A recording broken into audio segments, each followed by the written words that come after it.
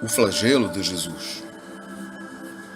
Já parou para pensar naquele momento de sofrimento a que Jesus foi acometido naquela praça antes de tomar o caminho rumo ao Calvário para ser crucificado?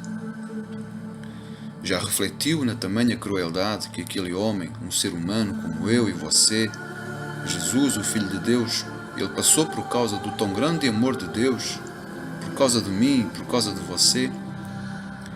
Deus o Pai enviou seu Filho Jesus como prova do seu amor para nos salvar e nos resgatar da maldição do pecado que caiu sobre nós após a queda de Adão. Por causa disso, estávamos despidos da glória de Deus, mas Jesus veio resgatar o que se perdeu no Éden, porém não foi fácil esse resgate. Ele passou esse sacrilégio por causa de todos nós. O flagelatio romano, mais conhecido como flagelação, era uma das mais temidas de todas as punições. Um castigo brutal e desumano, usualmente executado pelos soldados romanos, que usavam um dos mais terríveis instrumentos da época, chamado flagrum ou azorrague. A flagelação era um procedimento normal entre os romanos antes do criminoso ser crucificado, e era considerado como meio caminho para a morte. Muitos acham que no açoitamento era usado um chicote simples, comum, mas com Jesus não foi. O flagrum era confeccionado de várias formas, sendo que a mais temível era a de um chicote de couro de 14 polegadas, com 3 ou até mais extremidades, também de couro, com pequenas bolas de metal, com ossos de carneiro, com outros objetos como pedaços de vidro, que eram pendurados na ponta de cada extremidade. As evidências indicam que o flagrum era usado principalmente nas crucifixações dos criminosos mais perigosos. No ano de 1709, um exemplar do flagrum romano com várias extremidades e objetos foram encontrados nas escavações em Herculâneo, antiga cidade romana destruída por uma erupção vulcânica no ano de 79 d.C.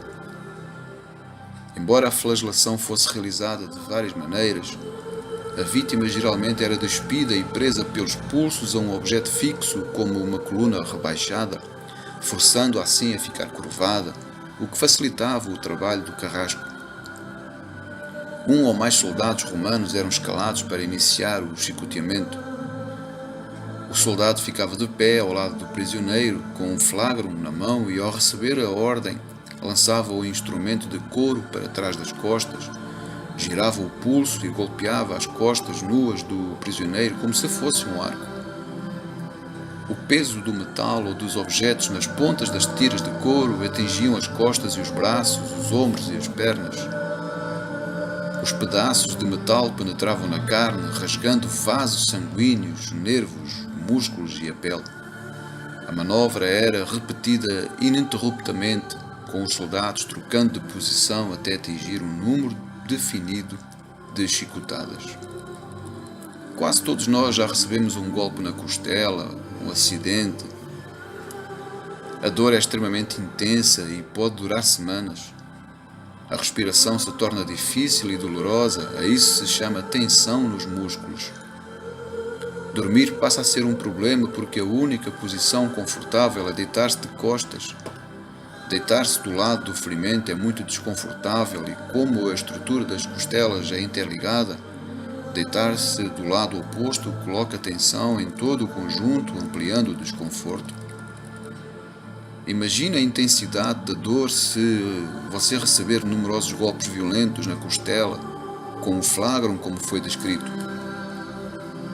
Pacientes que se machucam no tórax ou sofrem certos tipos de cirurgia apresentam dificuldade para respirar e são periodicamente obrigados a usar um aparelho chamado espirómetro para assegurar que os pulmões influem totalmente e impedir que se contraia a pneumonia. Os efeitos da flagelação fazem o que foi relatado anteriormente parecer apenas uma simples surra. Depois do açoitamento, aparecem no corpo da vítima enormes feridas, lacerações, arranhões e inchaço, basicamente ao redor das perfurações feitas pelos objetos. Todos os criminosos que eram submetidos a esta prática romana da flagelação, frequentemente as costelas eram perfuradas. O que não aconteceu com o nosso Senhor Jesus, segundo o estudo dos especialistas, cumprindo-se a palavra a esse respeito, que nenhum dos seus ossos seria quebrado. As vítimas geralmente esperneavam, se contorciam em agonia, caindo de joelhos, mas eram forçadas a se levantar novamente, até não poder mais. A respiração do açoitado era severamente afetada porque os golpes no peito causavam terríveis dores toda vez que ele tentava recuperar o fôlego. Os músculos entre as costas e os músculos do peito apresentavam hemorragia e os pulmões eram lacerados, frequentemente colapsados, e todos esses fatores impunham à vítima extrema dor quando tentava respirar. O açoitamento com o flagrum é ainda mais grave do que com um cinto ou fio elétrico e resulta geralmente em fraturas nas costelas e ferimentos e lacerações nos pulmões, causando sangramento nas cavidades do peito. Estudos recentes provaram que uma simples fratura na costela causaria a perda de 125 ml de sangue. Jorros de vômito, tremores, ataques e desmaios podiam ocorrer a intervalos variados e às vezes de forma simultânea durante esse procedimento do flagelo. O corpo do ser humano contém cerca de 4,5 litros de sangue e durante aquele processo de chicoteamento de Jesus, ele perdeu uma grande parte desse sangue naquela praça. Geralmente a vítima que era acometida a este flagelo, ela guinchava a cada golpe, implorando por misericórdia. Períodos de intensa transpiração ocorriam intermitentemente. A vítima era reduzida a uma massa de carne destroçada, ansiando por água. A flagelação levou Jesus a um prematuro estado de choque nas horas seguintes e houve um vagaroso acúmulo de fluido chamado de efusão pleural ao redor dos seus pulmões, causando dificuldades na respiração. Pode ter havido laceração no fígado e no baço. Depois da flagelação, a condição de Jesus era relativamente grave. Ele estava prestes a sofrer um choque traumático em razão dos ferimentos causados pelas chicotadas, particularmente na zona da caixa torácica e nos pulmões, e pelos maus-tratos anteriormente sucedidos na residência de Caifás, onde foi surrado com bufetadas, onde fora colocada uma coroa de espinhos na sua cabeça e lhe bateram com uma cana, perfurando o crânio, vazando uma enorme quantidade de sangue. Além disso, um quadro de hipovolemia, ou seja, um baixo volume de sangue se desenvolvia por causa da baixa efusão pleural, da hematidrose, das pequenas hemorragias resultantes da flagelação, do vômito e da extrema transpiração. Mas afinal, que significado tinha os açoites que Jesus levou? Que benefício os açoites que Jesus recebeu em seu corpo trouxe para o nosso corpo, para a nossa alma e para o nosso espírito? Qual o verdadeiro sentido do flagelo de Jesus? O costume era 40 chibatadas, mas Cristo levou 39 e não foi por um acaso. A ciência comprova 39 doenças raiz das quais todas as demais enfermidades são derivadas. A cada chibatada que Cristo recebeu, uma das nossas dores e enfermidades estavam sendo curadas pelo sangue de Jesus. Isaías capítulo 53, o versículo 5 diz: Mas ele foi ferido pelas nossas transgressões e moído pelas nossas iniquidades. O castigo que nos traz a paz estava sobre ele, e pelas suas pisaduras fomos sarados. Ou seja, por causa dessas chagas, essas feridas provocadas pelo flagelo, pelos açoites, pelas chicotadas, nós somos sarados.